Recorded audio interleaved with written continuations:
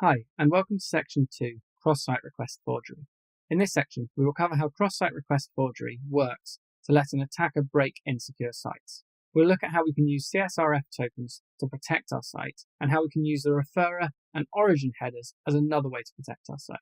Finally, we'll look at how same-site policies on cookies can add an extra layer of protection for newer browsers. Let's dive right in with how to break the security of an application that's vulnerable to cross-site request forgery. In the past video, we set up a demo app that we know is not entirely secure. This makes it perfect for testing out attacks. In this video, we will learn how to execute a cross-site request forgery attack. We're not learning this so that you can go out there and attack other people's websites. That kind of behavior could land you in prison. Instead, we need to understand how these attacks work so we know what to guard against. Let's start by running our example application. Our application lets you register by entering a username and password. I'm registering using the username Forbes Lindsay and the password test. Like most applications, the state that indicates whether the user is logged in is stored in a cookie. In our example application, we store the username in a cookie using the cookie sessions module. The password storage and verification is currently also insecure, but we'll cover that in a future video. The cookie is really just a special header that the server can send in a response, and that the browser will send back to the server in all future requests. When we look at the register request that the browser sent when we submitted the register form, we can see that the response contains these set cookie headers. These headers contain information about the current session. In the next request from the client, we can see that the client sends a cookie header containing all of the cookies that have been set by the server. These cookies will be sent with all future requests. And this header that is sent automatically is how the server knows which user is currently logged in. For this attack, we're going to assume that we can trick the user into visiting our malicious website. This could be done by sending them an email, or by using highly targeted ads on services like Facebook and Google.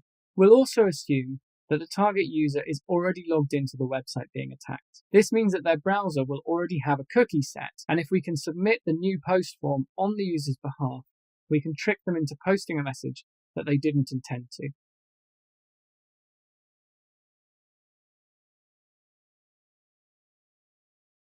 The first thing we need is a simple static website that the user might not be suspicious of when they visit. I've used this simple picture of a cat. If we open up csrf.html in the attacker folder, we can see the code for this. Since we want to submit a form on the user's behalf, our first step is to create an HTML form that mirrors the structure on our legitimate website. So we define a form and we use an action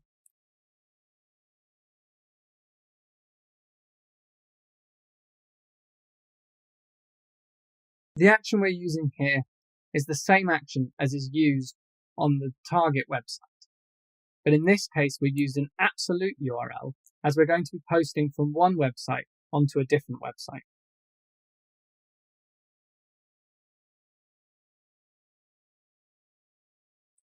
We use the method post to match what's used on the target's website.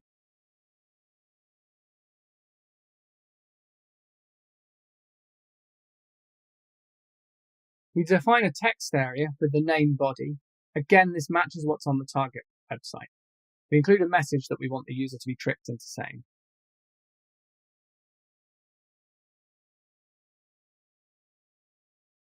We then include a button, just like is on the original form.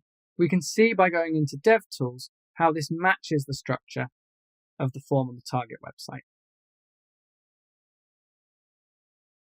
When we refresh the website of our malicious attacker, we can now see that there's a form added to it in addition to the image of the cat. At this stage, it doesn't look like it would convince anyone to click that Add Post button. But if we test it out by just clicking the button, we'll be able to check that the attack works in principle. and it does.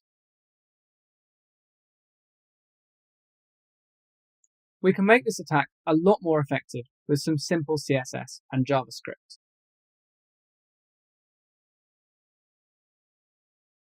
First of all, we can use JavaScript to trigger the form.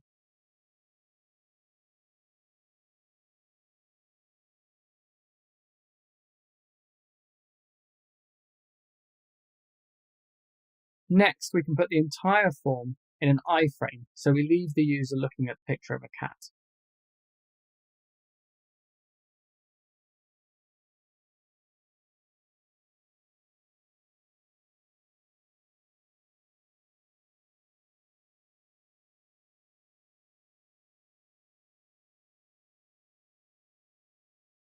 Finally, we can use CSS to hide that iframe altogether.